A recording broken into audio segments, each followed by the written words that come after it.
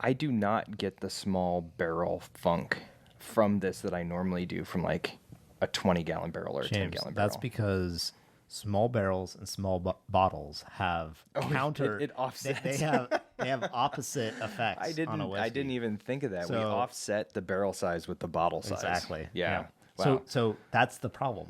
Where have you been all my life? People have been Paul? doing it wrong. For you distillers out there, the secret, if you want to use small barrels, is you have to put the whiskey in small bottles. Oh, exactly. Otherwise, Yeah. it just tastes wrong. If you put a small barrel whiskey in a big bottle, it's obviously not going to taste It's right. just misfit. You just changed the whole whiskey industry.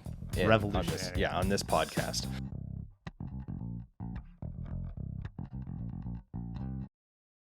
So, moving on to the next one, we have, and speaking of bourbon, last night I went to a wedding, James. They were serving bourbon. Nice. And That's my kind of it was- wedding. it was That's good. Open bar. Yeah. I may have had too much bourbon. Oh. But here's the thing about bourbon, James. You can never have enough. So, Is that what it is? So I bet you had enough. I bet technically speaking you probably had enough.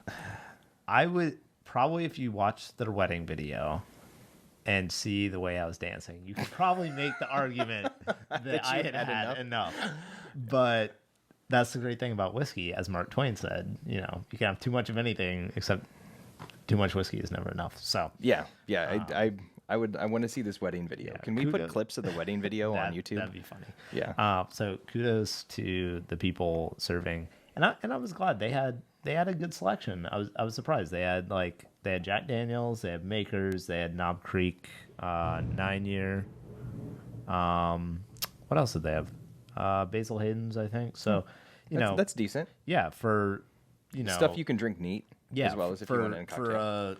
for serving to that large number of people, I was surprised. I want to have a bourbon fountain. If I ever get married, I'm going to have a bourbon fountain. Well, I told you I showed you what I had at my wedding, right? I had Maker's Mark, Cast Strength, Prohibition 1920, Bowmore 25. Now we're talking. Yeah, that's a good wedding. Glenfarclas 25, like Highland Park 12. I had a wall of whiskey at my Yeah, wedding. yeah. I want a fountain in the middle where people can just come up and like dip a Glencairn in. Yeah, that'd be cool.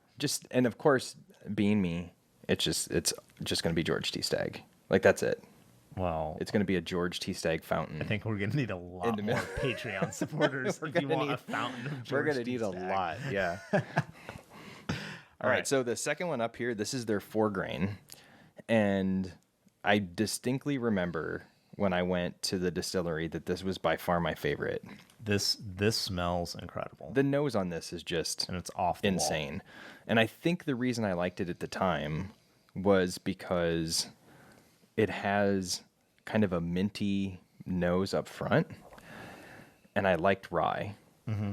But I say now the reason I like it is because I don't know that I've ever had anything that tastes like this or that smells like this. So a little bit of background on this guy. This is again at 94 proof. But so we mentioned the bourbon was 51% corn, 49% millet. So no rye, no wheat, which is definitely uncommon. Here we have a 4-grain whiskey that's oat, malted barley, rye, and wheat. So no corn. So we have a bourbon that's no rye, no wheat, and we have a 4-grain whiskey that has no corn in it. Yeah, and I said this before, but like if you were to just type that up or just tell somebody that, but without them having tried the whiskeys, I think a lot of people would assume that it was just pure gimmick. Like, yeah, they're just trying to be unique. We're just trying to stand out and have anything we can to market. Of like, we have a bourbon with these wild, unconventional mash bills, but the thing is, these work.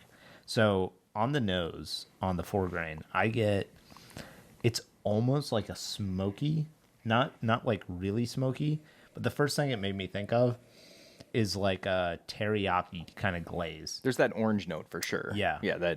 There's like a little bit of like Asian kind of spice in there, which I think is this like weird blend with the rye and the oat. And then the wheat funk in there also.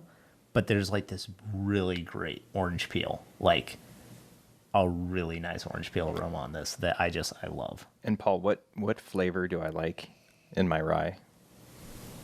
Flintstone vitamins? No, not in my rye.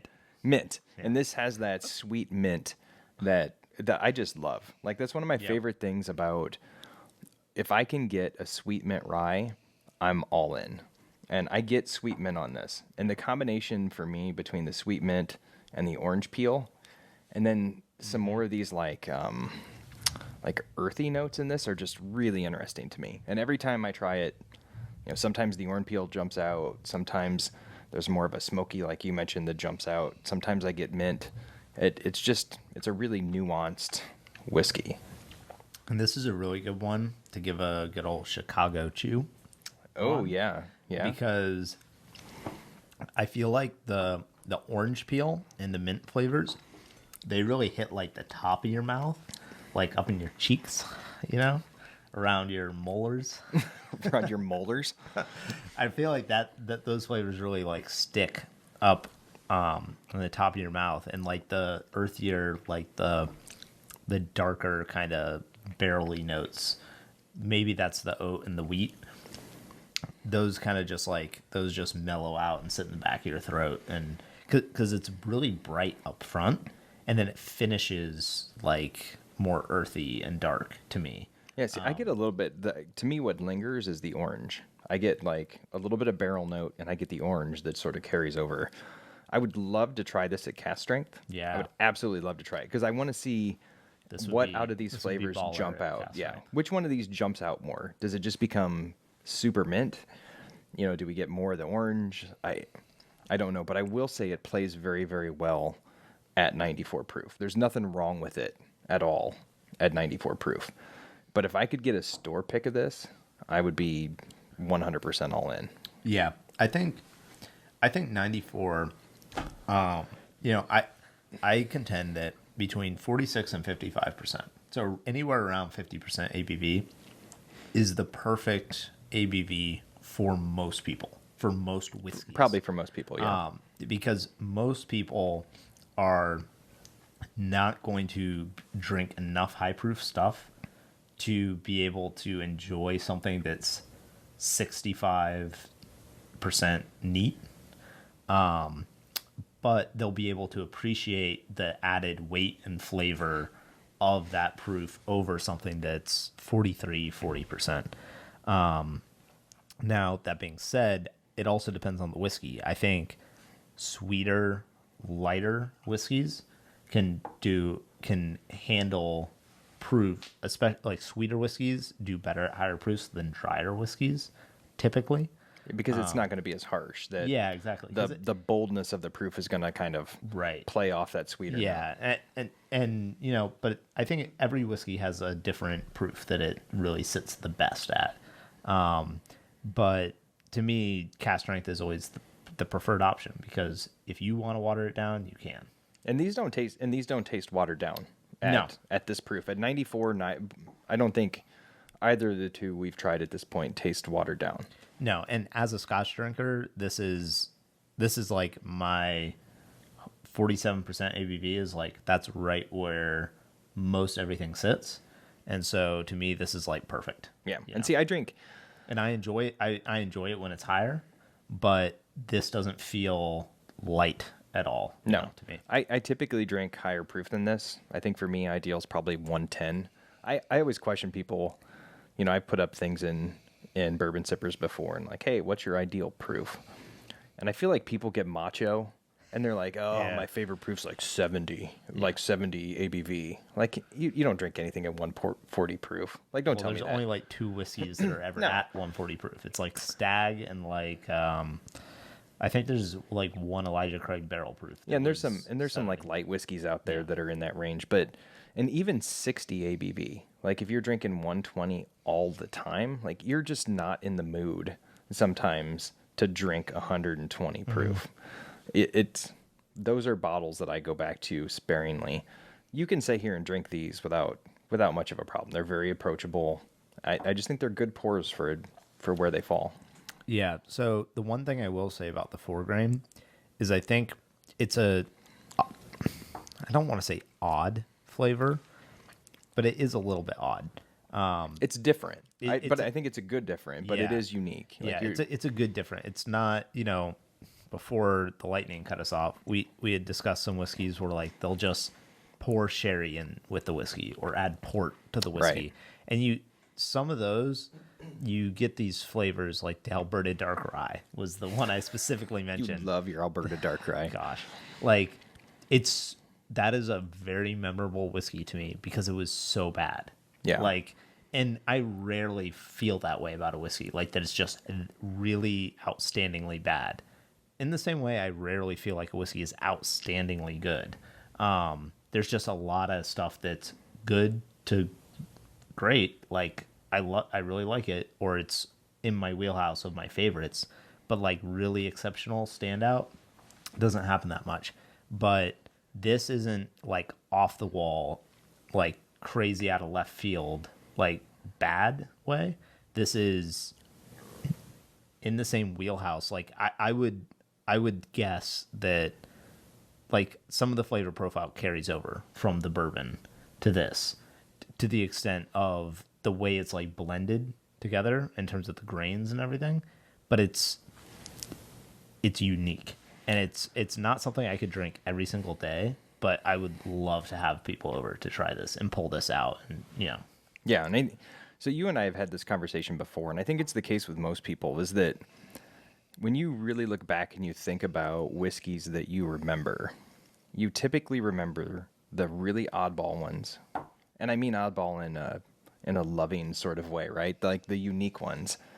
And then the ones that are just bad. Like the really, really colossally like bad whiskeys. I remember this one because it's so different. And I just don't know that I've had other 4-grain whiskeys, but most of those 4-grain whiskeys have corn in them, and corn is one of the major players in it. So this is just a different whiskey, and this is one that I remember because it stands out from other products I've had. Yeah. And just like the bourbon, I would definitely feel comfortable recommending this. Oh yeah, absolutely. I feel like, because this is also at the $50 to $60 price point, right? Yes. Yeah. Yeah. So I would totally feel, I feel like that is the perfect price point where I can comfortably recommend that to most people to buy, even if they haven't necessarily tried it first. Because even if it's not your favorite whiskey, I think you're going to have a really good time sharing it with people. Oh, absolutely. And give it to somebody blind and watch them just struggle to try to figure out what's in it. Yeah, and it's so different that there's no chance they're going to know what it is. Right. And I don't think this is so off the wall from bourbon or rye in general that you're just going to be super like annoyed that you purchased this bottle. I don't think that's going to happen. No, I don't. This I don't isn't think so. one of those kind of crazy whiskeys. This is like, look at what they did. This is awesome. And what I would like to do, and if somebody does this, please let us know. I would love to try the oat whiskey. So they make a 100% oat whiskey. I would love to try their oat whiskey and see what kind of flavor profile it has. Yeah. Because I bet that if you tried it next to this 4-grain, you would be able to pick a little bit of it out. But I just haven't had any, I've had, I think, one oat whiskey from High West, and that's it. Yeah. I'm not familiar enough with that flavor profile to know what it's bringing out in this whiskey, but I think it would be really fun to try them side by side. Yeah, it's too bad they don't tell us the breakdown of the 4 grains. Yeah, we have the mash bill for, the 51.49 on the bourbon, but they don't give it for the 4-grain.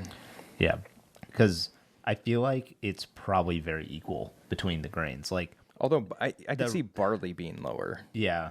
But certainly for the ones that are bringing out the vast majority of the flavor, I feel like there's enough rye in there that I'm picking up the rye for sure. Yeah, I mean, you got the mint on the rye. Yeah. There's a hint of spice, just like a touch of spice. But again, the orange peel, like the glazed, like cooked orange peel comes through, and I don't know if that's the wheat or the oat. My guess is it's the wheat. I think, yeah. And then there's like this funk. There's like, and like wheat has a funk. What does oat really taste like? Maybe oat's funky too. I don't know. But yeah, I dig it. Yeah, it's super interesting. So the official tasting notes on this one are banana on the nose, which I think we both agree that we don't really get a banana on this, especially when you compare it to ones that I typically get banana on. Like Yamazaki just smells Yeah. like a banana. Like this doesn't have that to me. Yeah. And then creamy palate, which I agree with, and then a spicy finish, which I think is also spot on because of the rye in that mash bill. Yeah. And speaking of rye, look at that segue. Look, we're getting Nice so good segue. at this. We're like 6 in now that we're even doing segues. Like, who would have thought at this point? And speaking of rye, just go drink scotch instead because Paul rye is- doesn't like rye. Yeah. That's not true. Paul likes rye. You Paul, do not. Paul is you just can be honest pickier. with. You can I'm be honest. pickier about rye. Whatever. I gave you one of the best ryes I've had, and you said you wouldn't pay $70 for That's it. because you picked it, James. You said you That's wouldn't why pay you think it was the $70 best. for it. know. You hate rye. James, why pay $70 for a special, well done rye when I could spend $70 on a bottle of scotch with added coloring that's marketed by a It's multinational completely fake. conglomerate Yeah. that's Yeah. bottled at 80 proof That's true. That's true. I stand corrected. Yeah. I stand corrected. there's so much good value that could be had in scotch whiskey at $70. It's $70. There actually is. It's just It's not just- what I described. No, not at all.